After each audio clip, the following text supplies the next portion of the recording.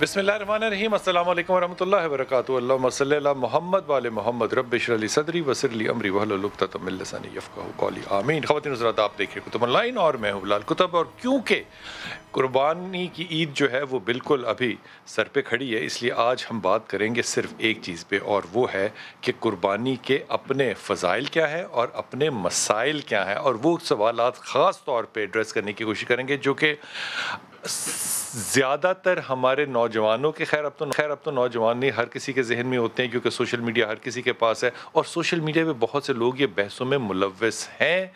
आज हमारे साथ मेहमान है जनाब अल्लामा उसैद रहमान साहब। अस्सलाम वालेकुम सर, खैरियत से आप? और जनाब इंतहाई मोहतरम अल्लामा इमरान मुज़ाहिरी साहब, अस्सलाम वालेकुम सर, खैरियत से? और ज़ियाउल्लाह शाह बुखारी साहब हमारे से टेलीफोन लाइन पर हो गए।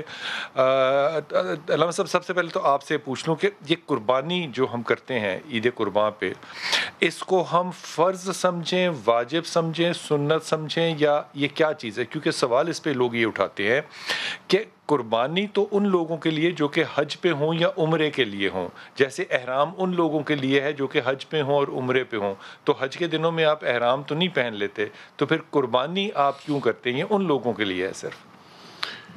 बिस्मिल्लाहिर्रहमानिर्रहीम। सबसे पहली बात तो ये है कि जो कुर्बानी है इसके मुतालिक कहा वलिकुल्लि उम्मतिन जअलना मनसकन यज़कुरुस्मल्लाहि अला मा रज़क़हुम मिन बहीमतिल अनाम। कुर्बानी जो है ये शायर इस्लाम है। कुर्बानी जो है ये अहम माली इबादत है और इसका जो ताल्लुक़ है वो रोज़े अव्वल से है। आप सूरत मायदा देखेंगे तो उसके अंदर हज़रत आदम अलैहिस्सलाम के जो बेटे थे काबिल व हाबील, उनसे ये सिलसिला शुरू हुआ कुर्बानी का कि किस तरह हाबील ने कुर्बानी की, एक दुम्बा ज़िबा किया, और किस तरह जो काबिल था उसने एक गल्ला जो ज़री पैदावार थी उसको अल्लाह के रास्ते में कुर्बान किया। सूरह हज के अंदर भी इसके ऊपर बड़ी तफसील। कुर्बानी जो है ये एक फ़र्ज़ इबादत है और हुज़ूर सल्लल्लाहु अलैहि वसल्लम ने जो 5 चीज़ें बताई हैं इस्लाम की, जो हज, नमाज, रोज़े की तरह फ़र्ज़ है। ये फ़र्ज़ है। कुर्बानी जो है ये हज, नमाज, रोज़ा की तरह ये फ़र्ज़ है। लेकिन फ़र्ज़ है किन पर? यानी जो मुसलमान आज़ाद हैं, मुकीम हैं, बालिग़ हैं और साहिब इस्तिताअत हैं, जो साहिब इस्तिताअत हैं उनके ऊपर कुर्बानी जो है ये फ़र्ज़ है, उन पे ये फ़र्ज़ है। जी।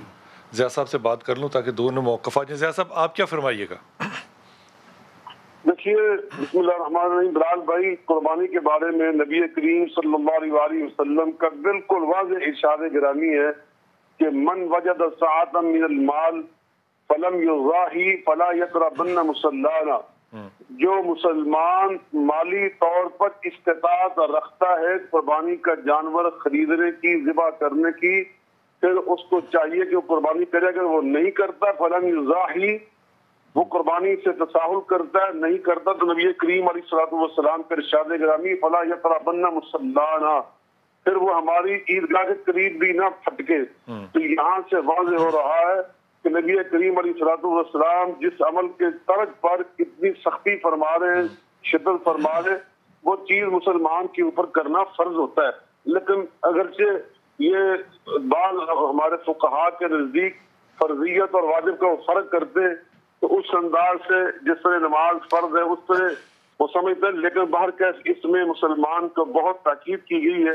अच्छा, वाजिब का मतलब होता है, वाजिब का मतलब होता है शाह साहब के फ़र्ज के करीब तरीन हो। जी बिल्कुल, तो ये फ़र्ज कहेंगे या इसको वाजिब कहेंगे? जी मैं अर्ज़ कर रहा हूँ कि हमारे आइम्मा के नज़दीक, हमारे मुहद्दिसीन के नज़दीक तो ये जो कुर्बानी का हुक्म है वो फ़र्ज़ियत का हुक्म है, जो साहिब इस्तिताअत है। इसमें तसाहुल करना किसी लिहाज से भी दुरुस्त नहीं है। नबी करीम अलैहिस्सलाम सहाबा ने पूछा था मा हाज़ी अलुज़ाही या रसूल सल्लम करा सुन्नत अबीकुम लेकिन शाह जी, इसी के बरक्स अगर आप गौर फरमाइए कि जिन दिनों में हज के ऊपर ये कुर्बानी हुई थी, रसूल पाक सल्लल्लाहु अलैहि वसल्लम का जो हज था और उसपे इमाम अली करमल्लाह ने जो ऊँट लेकर आए थे 100 सुर्ख, उसमें मदीने और मक्के के अंदर लोगों ने तो कुर्बानी नहीं की थी।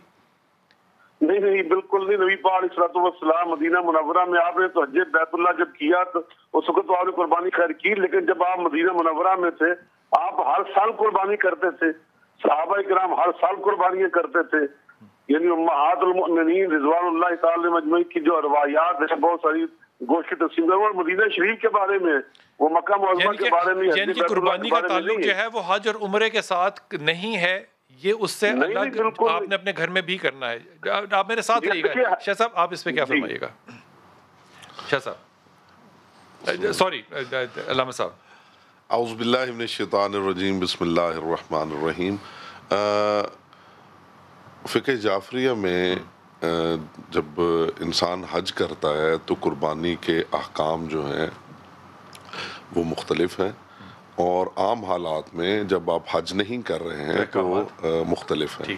یعنی حج پہ یہ واجب ہے. واجب سے مطلب؟ واجب کا مطلب یہ ہے کہ اگر آپ ایک عمل سر انجام دیتے ہیں تو آپ کو جزا ملتی ہے، اور سر انجام نہیں دیتے تو آپ مجرم ہوتے ہیں، آپ لائق سزا ہوتے ہیں. یہ ہے واجب کی تعریف. تو اگر ایک بندہ حج پہ نہیں ہے تو پھر قربانی جو ہے صاحب استطاعت ہے، اگر بلکہ صاحب استطاعت اگر نہیں بھی ہے تو پھر یہ مستحب موقدہ ہے. وہ کیا ہوتا ہے مستحب موقدہ؟ مستحب جو ہے اس کی ڈیفینیشن یہ ہے کہ ایک عمل اگر آپ کرتے ہیں تو وہ اچھا ہے، لائق جزا ہے، لیکن اگر آپ نہیں کرتے تو لائق سزا نہیں ہے. لیکن مستحب جو اعمال ہیں ان میں بہت سارے اعمال ایسے ہیں جن کی تاکید کی گئی ہے. یعنی اس کی تاکید اس بات سے ظاہر ہے کہ رسول اکرم صلی اللہ علیہ وآلہ وسلم اور ائمہ اہل بیت علیہم السلام نے یہ ارشاد فرمایا کہ اگر ایک شخص استطاعت نہیں بھی رکھتا تو وہ قرض لے کے قربانی کرے. پروردگار نے وعدہ کیا ہے کہ وہ اس کا قرض چکائے گا. ٹھیک ہے. تو سنت موقدہ جسے میں مستحب موقدہ کہہ رہا ہوں. ٹھیک ہے. اگر یہ اسی طرح فرض ہے جس طرح کہ نماز، روزہ، زکوٰۃ فرض ہے، میں مثال دے رہا ہوں آپ کو، تو اس کا مطلب کہ گوشت بانٹنے کے لیے تو کوئی ہوگا ہی نہیں، سب کو قربانی کرنی ہی کرنی ہے. جس طرح کہ آپ اگر بیمار بھی ہیں تو آپ کو لیٹے لیٹے اشاروں سے بھی نماز پڑھنی ہے. تو آپ کو اگر ادھار لے کے بھی کرنی ہے تو پھر آپ غربا کو گوشت دیں گے کیسے؟ قربانی تو سب پہ ہے جس طرح نماز سب پہ. نہیں دیکھیں، قربانی جو ہے وہ صاحب استطاعت لوگوں پہ ہے نا، فرض صرف ان پہ، یعنی صرف ان پہ ہے. یعنی کہ جو صاحب استطاعت ہی نہیں ہے. حضور صلی اللہ علیہ وسلم کے بارے میں حدیث میں آتا ہے کہ آپ نے 10 سال آپ مدینہ میں مقیم رہے، اور 2 قربانیاں حضور صلی اللہ علیہ وسلم، 2 مینڈے جو تھے وہ ذبح کرتے تھے، ایک اپنی طرف سے اور ایک امت کی طرف سے. اس میں جو فقہاء ہیں، جو محدثین ہیں، انہوں نے بڑی پیاری بات کہی کہ جو لوگ فقراء ہیں، مساکین ہیں، ان کی طرف سے قربانی ادا ہو چکی ہے. جو صاحب استطاعت لوگ ہیں ان کے اوپر قربانی ہے. جو صاحب استطاعت وہ نبی پاک صلی اللہ علیہ وسلم کی اس قربانی سے وہ فیضیاب نہیں ہوں گے جو صاحب استطاعت ہیں؟ نہیں، جو صاحب استطاعت ہیں ان کو الگ سے حکم ہے. ظاہر بات ہے ان کے لیے جو دعائیں ہیں حضور صلی اللہ علیہ وسلم کی، جو آپ نے فرما دیا کہ قیامت کے دن، یعنی صحابہ نے جب پوچھا اس کی جزا کیا ہے تو آپ نے کہا کہ ایک ایک بال کے عوض جو اجر و ثواب ہے. تو جو صاحب استطاعت لوگوں ان کے لیے اجر و ثواب تو ہے نا، حضور کی دعائیں تو ہیں نا ان کے. بالکل ٹھیک. جی السلام علیکم. جی بھائی کالر ہے ہمارے ساتھ. جی امداد بھائی.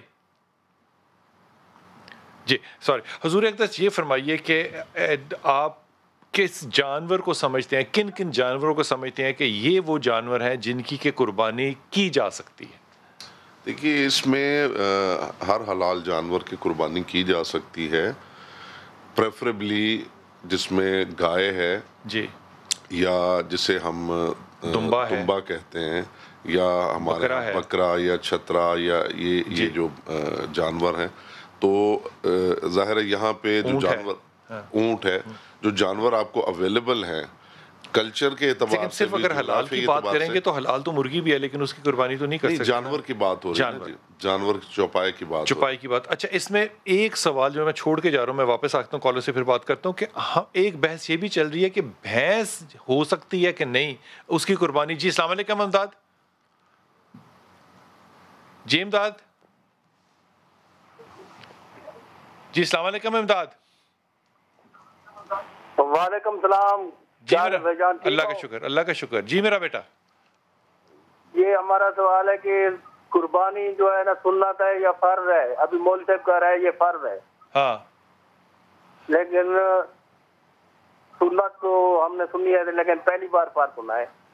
پہلی بار سنا ہے جی. وہ کہہ رہے ہیں واجب ہے. واجب کا مطلب ہوتا ہے کہ یہ فرض ہے، فرض کے قریب ترین ہے، یہ تقریباً فرض ہے، کیونکہ اس میں ایک جملہ انہوں نے فرمایا نا جو وہ بڑا اہم ہے کہ جو استطاعت، یعنی کہ جو طاقت رکھتے ہیں کرنے والی، وہ ان کے اوپر ضرور فرض ہے، اور جو طاقت رکھتا ہی نہیں ہے، جو کر ہی نہیں سکتا، کوئی اس کے پاس وسائل نہیں ہے، اس لیے اس کو واجب کہا ہے، ورنہ یہ فرض کے دائرے میں آ جاتی. یہ میں صحیح کہہ رہا ہوں سر؟ جی بالکل ایسا ہی ہے نا. جی آپ حضور اختر صاحب یہ فرمائیے کہ اب بھینس کے اوپر کیوں بحث ہوتی ہے؟ بھینس کی اجازت کے کیا حال ہے؟ جی قرآن کریم نے 8 جو جانور ہیں ان کا ذکر کیا ہے، ثمانیۃ ازواج، 8 جو جانور ہیں ان کا ذکر کیا ہے. اونٹ ہے، گائے ہے، جو دمبا ہے، بکرا ہے، بکری، یعنی یہ جو نار اور مادہ دودھ پینے والا نہیں ہے جانور. جی یہ جو جانور ہیں، جو 8 جانور ہیں جو یعنی یہ ہیں. لیکن دودھ پینے والا جانور نہیں ہو سکتا، دودھ دینے والا وہ بھی ہو سکتا ہے، اس میں ایسی کوئی بحث نہیں ہے، اس میں کوئی ایسا مسئلہ نہیں ہے. اچھا وہ بھی قربان ہو سکتا ہے. لیکن جو آپ نے بھینس کے بارے میں متعلق پوچھا نا، تو اس میں جو فقہا ہیں یعنی کہ وہ یہ بات کہتے ہیں کہ جو اپنا بھینس ہے، الجاموس نوع من البقر کے الفاظ آتے ہیں کہ یہ جو گائے کی جو اپنی نوع ہے، قسم ہے، یعنی یہ جو بھینس ہے یہ گائے کی قسم سے ہے، اس لیے جن علاقوں میں بھینس پائی جاتی ہے وہاں پہ اس کی بھی قربانی ہو سکتی ہے. قربانی ہو سکتی ہے. ضیاء صاحب آپ کیا کہیں گے، بھینس کی قربانی جو ہے وہ ہو سکتی ہے؟ دیکھیے قرآن مجید فرقان حمید میں اللہ رب العزت نے 4 جانور نر اور مادہ ملا کر 8 ان کا خود ذکر فرما دیا ہے. بالکل. اس لیے اکابرین مفسرین ہمارے جو علماء تھے وہ 4 جانوروں کا مظاہرہ فرمایا تھا کہ ہر حلال جانور، دیکھیے ہرن جو ہے وہ حلال ہے لیکن ہرن کی قربانی کے جواز کا کوئی بھی قائل نہیں ہے. اسی طرح بھینس کو ہم قیاس کرتے ہیں گائے کے اوپر، جیسے ابھی اسید صاحب فرما رہے تھے 9 من البقر، کہ یہ گائے کی اقسام میں سے قسم ہے. تو اب مجھے آپ بتلائیے کہ گائے سے مشابہت بھینس کی زیادہ ہے یا بکرے کے ساتھ ہرن کی مشابہت زیادہ ہے؟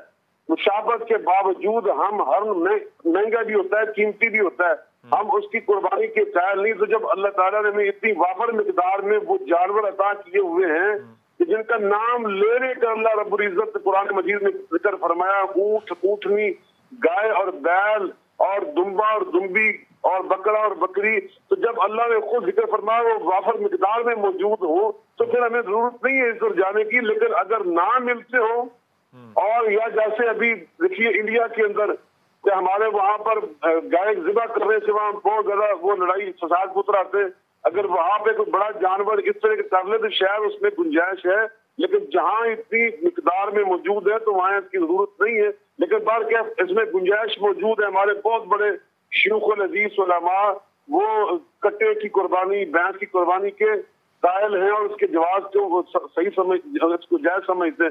اس لیے اس میں اتنی بات نہیں، لیکن افضل اعلیٰ یہی چیز ہے کہ آپ اونٹ اور اونٹنی کریں، بیل اور گائے کریں، بکرا اور بکری کریں، میڈا یا بھیڑ کریں، دمبا دمبی کریں، یہ بس کریں. اب میرے ساتھ رہیے کہ میں کالر سے بات کر لوں. لیکن یہ جو آپ نے انڈیا والی بات کی نا، انڈیا کے اندر قربانی کرنا جو ہے اس کے اوپر انہوں نے پابندی لگائی ہے، لیکن گائے کے گوشت کو کاٹ کے ایکسپورٹ کرنا جو ہے مڈل ایسٹ میں اور افریقہ میں، اس پہ پابندی نہیں لگائی ہوئی. گائے کاٹ لیتے ہیں وہ، لیکن اپنے مقاصد کے لیے کاٹ لیتے ہیں. وہ سنت رسول جب آئے یا مسلمان جب آئے تو وہ پھٹا شروع ہو جاتا ہے. جی السلام علیکم. جی بھائی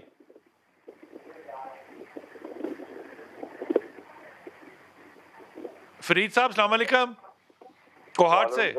جی جی جی جناب.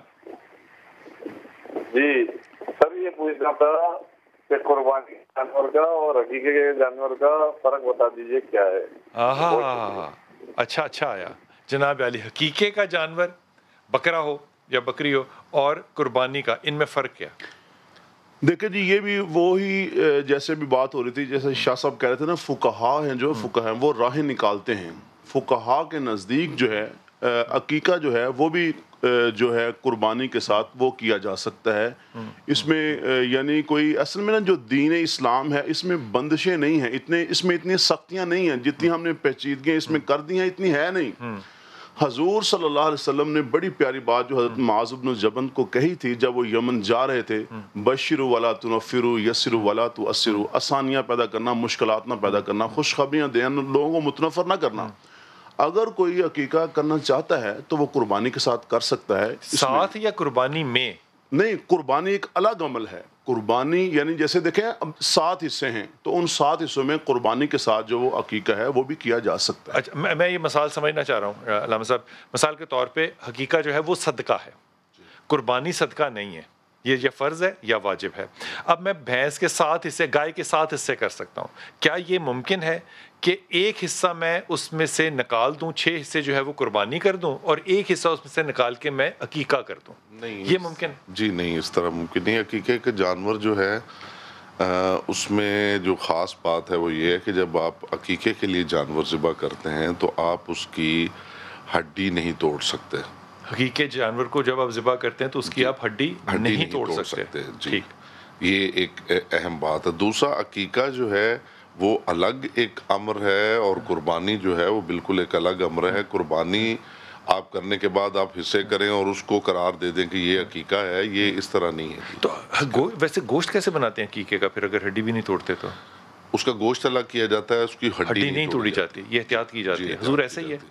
ظاہر بات ہے جی، جب دیکھیں گوشت بنائیں گے تو ہڈیوں کو پیس تو کریں گے نا. کیا کریں گے اس ہڈی کو؟ میں تو آپ سے پوچھ رہا ہوں. میں وہی کہہ رہا ہوں نا، یعنی کہ یہ ہو سکتا ہے کہ فقہ جعفریہ کے متعلق یہ ہو، لیکن ہمارے یہاں یہی ہے کہ یعنی کہ جیسے گوشت جیسے تقسیم کیا جاتا ہے. اور دوسری دیکھیں جو عقیقہ ہے یہ بھی آپ نے کہا نا صدقہ ہے، جو قربانی ہے یہ بھی صدقہ ہے، لیکن یہ صدقہ واجبہ ہے، یعنی ہے یہ بھی صدقہ ہی.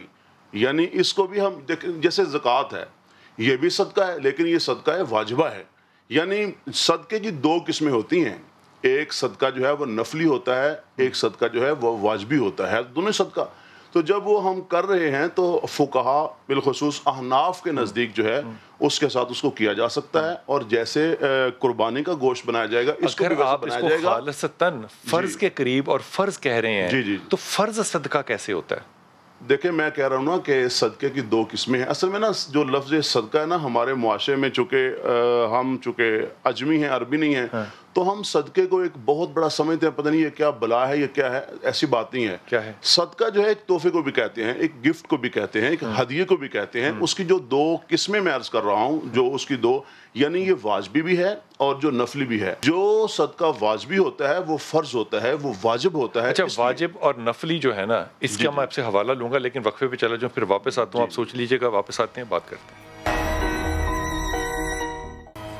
بسم اللہ الرحمن الرحیم. زیاد صاحب، آپ مجھے یہ فرمائیے کہ میں جاتا ہوں بکرا خریدنے کے لیے یا گائے خریدنے کے لیے یا کوئی بھی قربانی کا جانور، تو مجھے جانور میں وہ کون سی خوبیاں یا خصوصیات دیکھنی ہیں جن کے بغیر یا جو اگر ہوں تو قربانی ہو سکتی ہے، نہ ہوں تو قربانی نہیں ہو سکتی؟ وہ کون سی چیزیں ہیں؟ بلال بھائی، سب سے پہلے نبی کریم صلی اللہ علیہ وسلم نے ہمیں ارشاد فرمایا کہ جانور جو میں نے پہلے بیان کیے قرآن پاک کی آیت مبارکہ کی روشنی میں، ایک تو ہمیں ان کا اہتمام کرنا چاہیے، ان اسناد میں سے ہمیں خریدنا چاہیے. ٹھیک. دوسرے نمبر پر وہ صحت مند اور تندرست ہونا چاہیے. ٹھیک. نبی پاک صلی اللہ علیہ وسلم نے فرمایا کہ لاگر بیمار کہ جس کی بیماری اور اس کی کمزوری بالکل واضح ہو، جس کی آنکھوں میں ٹیڑھ پن ہو اور اس کے جو ٹیڑھ پن ہے بالکل واضح اور ظاہر ہو. اسی طرح آپ نے فرمایا کہ جو لنگڑا ہو اور اس کا لنگڑا پن جو ہے وہ بالکل نظر آ رہا، اس طرح جس کا سینگ وغیرہ وہ ٹوٹا ہوا ہو، وہ جس طرح ہم کہتے ہیں کہ اس کے اندر کوئی داغ لگا ہوا ہے، اس انداز کا جانور وہ نہیں خریدنا چاہیے. بالکل صاف خوبصورت جانور جو ہے صحت مند تندرست وہ ہمیں خریدنا چاہیے. تیسرے نمبر پر لا تذبحوا الا مسنۃ الا ان یسر علیکم فجزعۃ من الظان. نبی کریم صلی اللہ علیہ وسلم نے ہمیں یہ تعلیم دی ہے کہ آپ نے مسنہ جانور خریدنا ہے، جس کو ہماری زبان میں دودہ کہتے ہیں، اور کھیرا جانور اس سے آپ نے منع کیا ہے، سوائے اس کے کہ انسان کو دودہ جانور ایام عید میں دستیاب نہ ہو سکے، یا پھر اس میں بعض علماء کرام نے تشریح میں یہ بھی شامل کر دیا ہے کہ جس کے پاس پیسے کم ہو وہ دودہ جانور خریدنے کی استطاعت نہ ہو اور اس کے پاس استطاعت کھیرا جانور خریدنے کی ہو تو اس کے لیے دوسرا والا جانور آپ کون سا کہہ رہے ہیں؟ مسنہ وہ ہر جانور کی عمر کے حساب سے ہوتا ہے. جیسے بکرے میں 2 سال کی عمر ہوتی ہے، مینڈے کے اندر بھی اس طرح کے وہ ہر جانور کی الگ الگ وہ عمر ہوتی ہے، اس کے مطابق اس کے دان جو مطلب بکرا 1 سال سے کم کا اگر ہو تو نہیں ہونا چاہیے، اگر 8 ماہ کا بھی ہو اور بڑا جوان ہو تو کر سکتے ہیں. اس طرح یہ بات فرما رہے ہیں آپ؟ نہیں کر سکتے نا. ہم وہ کر سکتے ہیں کہ جس کے دانتوں کا وہ آپ نے فرما دیا کہ اللہ ان تکون مسنۃ، کہ وہ مسنہ ہو 2 دانت والا، وہ جس کے نکل چکے ہو دانت، وہ بیان کیا جا رہا ہے۔ 4 دانت والا بھی کیا جا سکتا ہے؟ جی بالکل، وہ تو کیا جا سکتا ہے، کم سے کم یعنی کہ 2 دانت ہوں تو کیا جا سکتا ہے۔ کم عمر والے سے منع کیا جا رہا ہے، زیادہ عمر والے سے منع نہیں کیا جا رہا۔ دودھ والے سے منع کیا یا نہیں کیا؟ دودھ دیتا ہوا جانور کیا قربان کیا جا سکتا ہے؟ قربان کیا افضل نہیں ہے، وہ آپ نے اس کو پسند نہیں کیا۔ ٹھیک ہو گیا، کالر ہمارے ساتھ، ان سے بات کریں، میں پھر آگے چلتا ہوں۔ جی السلام علیکم بیٹا۔ السلام علیکم۔ جی وعلیکم السلام۔ جی میرا بیٹا لال جی، میں نے یہ سوال کرنا تھا کہ قربانی کا جانور گھر لے آئے، اس کے بعد بالوں کی کٹنگ بچوں کی یا بڑے کروا سکتے اور نیل وغیرہ بھی کاٹ سکتے ہیں کہ نہیں؟ جانور گھر لے آئے تو پھر نیلز اور بال کاٹ سکتے ہیں کہ نہیں جناب علامہ صاحب؟ جی یہ واجبات میں تو نہیں ہے، مستحبات میں یہ چیزیں بیان ہوئی ہیں کہ آپ ان کو ایوائڈ کریں۔ اور جانور جب آپ گھر میں لے آتے ہیں تو اٹ ڈیپینڈس کہ جانور لانے والا کون ہے، گھر سے کیا مراد ہے، یعنی مختلف جو سچویشنز ہیں ان کے اندر احکامات مختلف ہیں۔ مثلا آپ کا گھر ہے، آپ ہی کی فیملی ہے، آپ کی بیوی ہیں، 2 بچے ہیں، 4 بچے ہیں، اس کے اندر جانور کا آنا اور ایک بڑے خاندان میں جانور کا آنا، پھر جانور لا کون رہا ہے، تو یہ ویری کرتا ہے سچویشن ٹو سچویشن۔ حضور ناخن اور بال، یہ بڑی بحث ہے آج کل۔ جیسے ہی چاند نظر آ جائے جی تو ذی الحج کا، تو جو قربانی بال کی نیت ہو آپ کی، قربانی کی نیت ہو آپ کی، تو بال اور ناخن جو ہے اگر آپ نہیں کاٹتے تو یہ مستحب عمل ہے۔ اگر آپ نے کاٹ لیے پسندیدہ ہے، اچھا ہے، اگر آپ نے کاٹ بھی لیے تو آپ کی قربانی پہ کوئی فرق نہیں پڑے گا۔ تو پھر کیوں مستحب کرتے ہیں اس کو؟ مستحب یہ ہے کہ یہ بات تو اس کے لیے نا جو حج کے اندر ہے، یہ عمرے کے اندر ہے۔ نہیں، اس کے لیے حضور صلی اللہ علیہ وسلم نے یہ اصل میں اس کا میں عرض کر رہا ہوں کہ ام سلمہ رضی اللہ تعالیٰ عنہ کی روایت ہے کہ حضور صلی اللہ علیہ وسلم جب چاند آتا تھا اس کے بعد جو ہے ناخن اور بال نہیں کاٹتے تھے، تو وہ اس لیے مستحب پسندیدہ عمل ہے، کہا گیا ہے سنت ہے مستحب کیوں کہتے ہیں؟ یعنی سنت ہے، جی بالکل۔ تو اس لیے بہتر یہی ہے کہ ناخن اور بال نہ کاٹے جائیں۔ اگر آپ نے کاٹ لیے ہیں تو اس میں قربانی جو ہے وہ عند اللہ آپ کی مقبول ہوگی اللہ تعالیٰ کی بارگاہ میں۔ جی کیوں؟ اس لیے کہ یہ اس کی شرائط اور فرائض بھی واجب ہے اور وہ بھی ہم نے وہاں سے لی ہے، دیکھیں میں اور یہ بھی سنت ہے۔ اس لیے کہ یہ اس کے جو شرائط اور جو اس کے واجبات ہیں قربانی کے، یہ اس میں یہ چیز نہیں ہے، ناخن اور بال جو ہیں۔ میں بلال بھائی ایک بات عرض کرنا چاہتا ہوں، جو احکام شریعت ہیں اس میں میں سمجھتا ہوں کہ کچھ ہم بتاتے ہوئے کنفیوژن کا شکار ہیں، اور ظاہر ہے ہم ہی کنفیوژن کا شکار ہیں، تو جن لوگوں تک بات پہنچے گی وہ تو اور زیادہ اس میں کنفیوز ہوں گے۔ مثلا واجب اور فرض، ابھی بار بار یہ ٹرم استعمال ہو رہی ہے، واجب، فرض اور نفل۔ اچھا، دوسری جو 2 ٹرمز استعمال ہو رہے ہیں وہ ہے مستحب اور سنت۔ اس میں میں سمجھتا ہوں کہ کنفیوژن ہے، اس میں کلیئرٹی ہونی چاہیے۔ یہ حدیثوں میں کہاں نام لکھے ہوئے ہیں سارے؟ میں عرض کرتا ہوں جی، جو سنت ہے بنیادی اعتبار سے سنت ہی ہے، یعنی نبی اکرم صلی اللہ علیہ وآلہ وسلم کا قول، فعل یا تقریر رسول اللہ صلی اللہ علیہ وآلہ وسلم، جس کو آپ نے نہیں کیا وہ بھی، یا جس کو جو ان کے سامنے ہوا اور آپ نے منع نہیں کیا، وہ تقریر رسول میں وہ سنت ہے۔ اس سنت کی آگے کیٹیگریز ہیں، ان میں ایک واجب ہے، واجب وہ جو آپ نے زیادہ دفعہ کیا ہو، مثال کے طور پہ صبح نماز کے ساتھ سنتیں ادا کرنا، آپ نے ہر دفعہ ادا کیا؟ نہیں، سنت ان کا ہر وہ عمل ہے، یعنی قول، عمل یا وہ چیز جو ان کے سامنے ہوئی اور منع نہیں کیا۔ تو پھر اس میں آپ نے کس میں کیوں بنائی؟ میں وہی عرض کرنے لگا ہوں جی، اس میں جو سنت رسول اللہ صلی اللہ علیہ وآلہ وسلم ہے، اس کی جو کیٹیگریز ہیں ان میں ایک واجب ہے اور اس کے پیرلل حرام ہے، یعنی واجب وہ جو آپ کریں گے تو آپ کو اجر و ثواب ہے، نہیں کریں گے تو آپ کو سزا ملے گی۔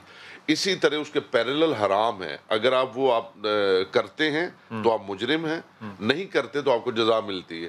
پھر اس سے نیچے آ جائیں تو پھر مستحب ہے اور مکروہ ہے، اس کے پیرلل مکروہ ہے۔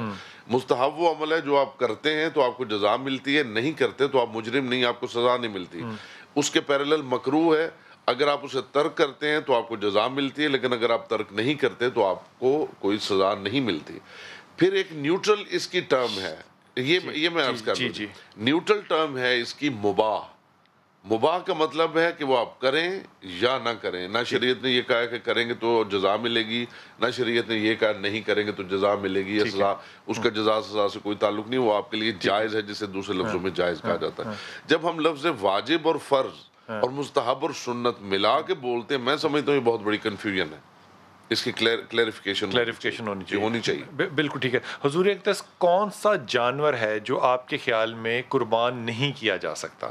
یہ 4 جانوروں میں اس میں کون سا نقص ہو تو آپ کہیں گے کہ یہ جانور تو قربانی کا ہے لیکن یہ نہیں کرنا چاہیے؟ مثلا سینگ ٹوٹا ہوا ہے, مثلا 2 دادا نہیں ہیں, اور اس کے علاوہ ایک واضح سا فارمولا عرض کر دیتا ہوں, اس کے اندر ہی ساری چیزیں آ جائیں گی. ویسے تو نقائص اگر گننا شروع کریں تو اس کی تو ایک لمبی فہرست بن جائے گی. پہلی جو بات ہے اہم وہ یہ ہے کہ قربانی کے جانور کو کامل ہونا چاہیے, اس میں نقص نہیں ہونا چاہیے. نقص وہ جو ویزیبل ہے, ٹھیک, یعنی ویسے بہت سے میڈیکل پوائنٹ آف ویو سے بہت سے نقائص ہو سکتے ہیں. بات نہیں ہو رہی, فزیکل کی بات ہو رہی ہے. فزیکل میں بھی بہت سارے نقائص ہو سکتے ہیں جن کی ہمیں اویئرنیس نہیں ہے. ہمیں اپنی ذات کی اویئرنیس نہیں ہوتی تو جانور کے بیچارے کی کیا ایک دن میں ہو جائے گی. تو اس کے ٹیسٹ کروائے جا سکتے. جو ویزیبل ہے, جو آپ کے علم میں آ جائے کہ اس کا ٹانگ ٹوٹی ہوئی ہے, اس کی آنکھ خراب ہے, اس کا سینگ ٹوٹا ہوا ہے, تو نہیں ہو سکتا جی. یا اس کے علاوہ مطلب اس کو جیسے ایک لفظ استعمال ہوتا ہے خسی کر دینا, وہ نہیں, یعنی وہ اگر آپ اس کو کرتے ہیں تو اس کے اندر آپ ایک نقص پیدا کر خود کر رہے ہیں, نقص پیدا خود تو نہیں کرنا چاہیے جی, نہیں کرنا چاہیے. بالکل تسلی کوئی نہیں ہوئی لیکن وقت ختم ہو گیا. بڑی مہربانی, بہت شکریہ. 2 باتیں کہہ دوں کہ وہ لوگ جو کہ بار بار سوال کر رہے ہیں کہ صدقہ حقیقہ کیا جا سکتا ہے, حقیقہ حصہ نہیں ڈالا جا سکتا, یہی فرما رہے ہیں نا؟ نہیں, میں نے تو کہا حصہ ڈالا جا سکتا ہے اور دوسرا ڈالا جا سکتا ہے, اور خسی کے حوالے سے بھی. ایک سیکنڈ, وہ میں بات, یہ بڑی اہم بات ہے. 7 حصوں میں سے ایک حصہ آپ کہہ سکتے ہیں کہ یہ میری طرف سے قربانی نہیں ہے, یہ میری طرف سے حقیقہ, یہ کہہ سکتے ہیں. کیا اہل تشریح میں بھی یہ کر سکتے ہیں؟ میں ایک وضاحت کر دوں جی, اس میں چونکہ وقت ختم ہو گیا کہ جو میں بیان کر رہا ہوں یہ فقہ جعفریہ کی بات میں بیان کر رہا ہوں, بڑی اچھی اور کوئی بات نہیں ہے اس میں. بڑی خوبصورت بات کر دی, وقت بالکل ختم ہو گیا. سلامت رہیے, انشاءاللہ ملاقات ہوگی. السلام علیکم.